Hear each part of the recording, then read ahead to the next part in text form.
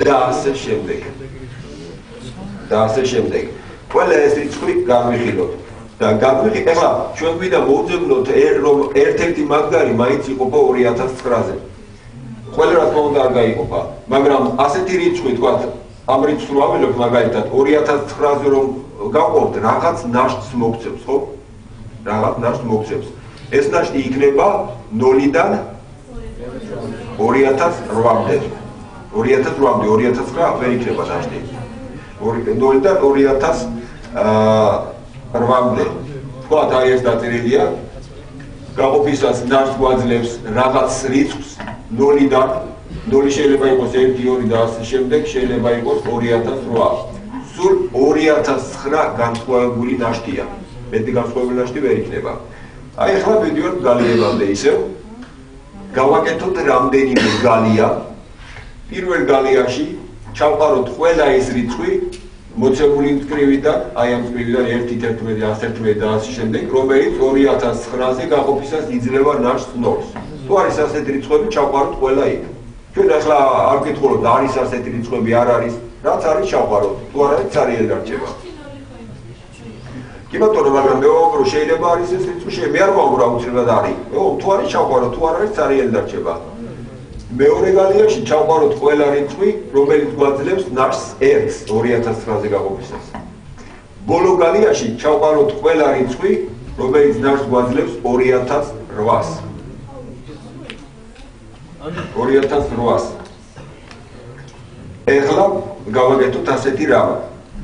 აი, სულ რამდენი რიცხვია ამ წრებში? უსასრულო, ხო? უსასრულო რაოდენობის რიცხვი, ეს უსასრულო გრძელება. გალია გვაქვს სულ 2009. 2009. მაშინ ვამბობთ რას? სულ გვაქვს 2009 გალია, რიცხვთა რაოდენობა მწკრივში უსასრულოა, ამიტომ ერთ გალიაში 2 ან მეტი რიცხვი მაინც მოხდება. არის ეს გასაგები? 2 ან მეტი რიცხვი მაინც მოხდება ერთ გალიაში.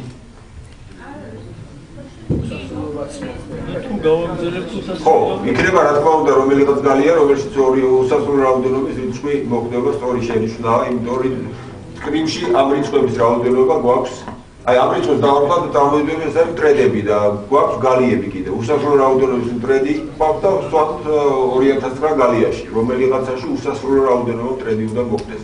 პრინციპი ჩვენთვის საკმარისია რომ 2 მოხდეს, აი ჩვენი მსჯელობისთვის, შემდგომი მსჯელობისთვის საკმარისია რომ რომელიღაც გალიაში 2 რიცხვი მაინც მოხდება. შეიძლება მეტი, მაგრამ 2 მაინც მოხდება. აი რას ვაკეთებთ თუ 2 რიცხვი მოხდა?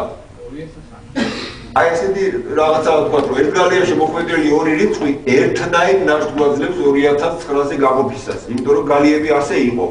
ამ პრინციპით გავაკეთეთ და ამ პრინციპით ჩავყარეთ რიცხვები, რომ ყველა რიცხვი ჩაფრთხილი ერთ და იგივე ნაშთს მოგვაძლევს. კერძოდ ეს 2 რიცხვი გვაძლევს ერთ და იგივე ნაშთს 2009-ზე გაყოფისას. აი ახლა ამ წინადებაზე დავფიქრდეთ 2 რიცხვი თუ ერთნაირ ნაშთს გვაძლევს 2009-ზე გაყოფისას.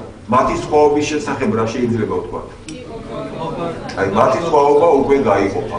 ესე კიდევ ერთხელ ეს მნიშვნელოვანი მომენტია, თუ 2 რიცხვი ერთ და იგივე ნაშთს გვაძლევს რაღაც სხვა რიცხვზე გაყოფისას, მაშინ მათი სხვაობა, პირველი 2 რიცხვის სხვაობა იყოფა მესამე რიცხვს. გასაგებია ეს? აი ნახოთ ეხლა რა იქნება სხვაობა.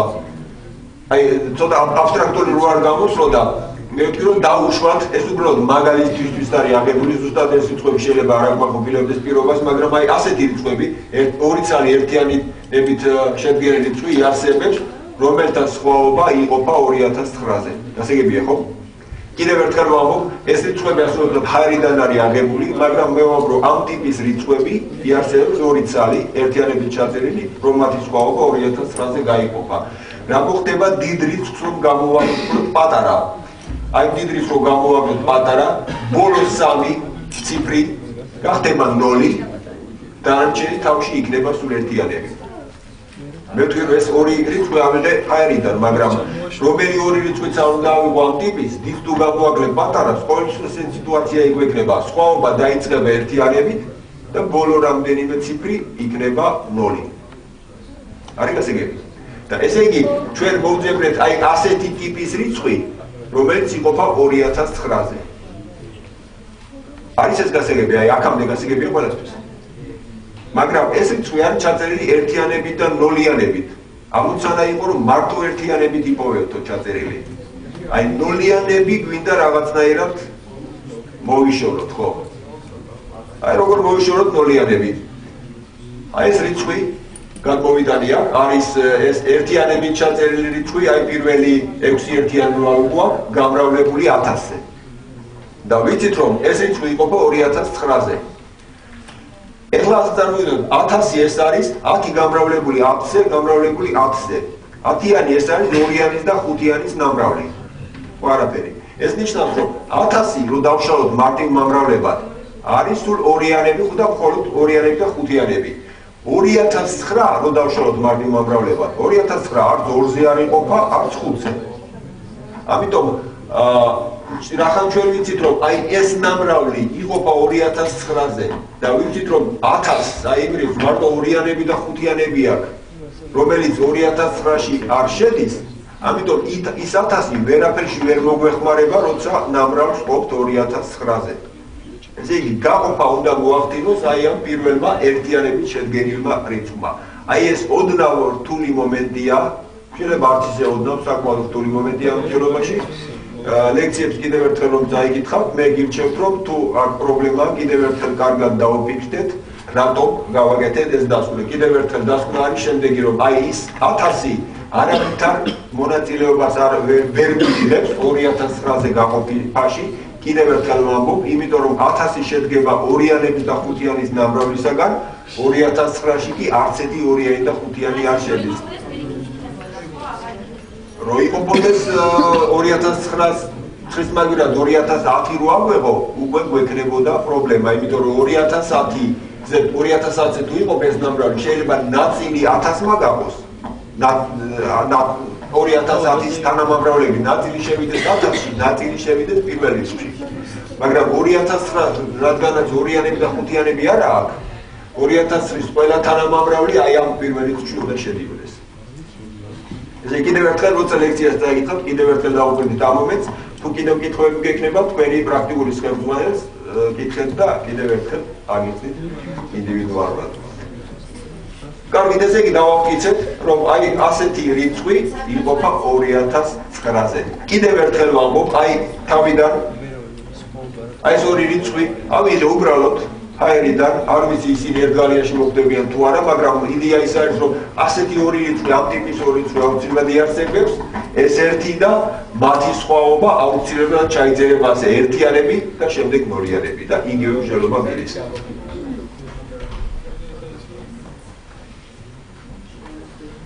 კითხვები? არა გვაქვს. ეს უკვე გავიარეთ. აი მოდით დავამტკიცოთ თვითონ ეს პრინციპი, თვითონ ამ პრინციპს როგორ ვამტკიცებთ. რა თქმა უნდა, დამტკიცება რთული არ არის. უბრალოდ მე მინდა ვთქვა, რომ აქ ვიყენებთ საწინააღმდეგოს დაშვების მეთოდს და თვითონ ამ მეთოდზე ვისაუბრებთ ახლა. რა არის საწინააღმდეგოს დაშვების მეთოდი და თვითონ პირველი მაგალითი იყოს აი ამ პრინციპის დამტკიცება. ჩვენ ვთქვით, რომ თუ 9 გალიაში მოთავსებულია 20 მტრედი, მაშინ რომელიღაც გალიაში 3 ან მეტი მტრედი მოხდება. როგორ დავამტკიცოთ ეს? რა თქმა უნდა, ყველა ეტყვის რაღაც რატომ დამტკიცება ელემენტარულია, მაგრამ მოდით ვნახოთ როგორ ვამტკიცებთ და რა პრინციპებს ვიყენებთ. ვამტკიცებთ შემდეგნაირად: დავუშვათ საწინააღმდეგო. აი საწინააღმდეგოს დაშვების მეთოდი ალბათ ყველაზე უცნაური მეთოდია მთელ მათემატიკაში დამტკიცების. იმიტომ რომ ჩვენ ვიწრებთ იმის დაშვებით, იმის საწინააღმდეგოს დაშვებით, იმის უარყოფით, რისი დამტკიცება გვინდა.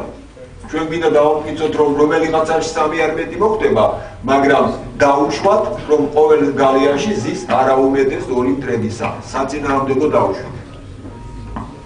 მაშინ ვაგრძელებთ მსჯელობას და რაღაც აბსურდამდე, რაღაც შეიძლება ვთქვათ სისულელემდე უნდა მივიდეთ. თუ მივედით სისულელემდე, ვიტყვით, რომ რა მიგვიყვანა სისულელემდე. სისულელემდე მიგვიყვანა აი თავდაპირველად დაშვებამ, რომ ყოველ გალიაში ზის არაუმეტეს 2 მტრედისა. ის რასაც ჩვენ ახლა სისულელე დავარქვით, მათემატიკაში გვია წინააღმდეგობა. რაღაცას ეწინააღმდეგება, რაღაცა არ არის სწორად. ამიტომ მათემატიკაში ხმარობენ სიტყვას წინააღმდეგობა. მოდით როგორ მივიდივართ წინააღმდეგობამდე. თუ დავუშვებთ, რომ ყოველ გალიაში ზის არაუმეტეს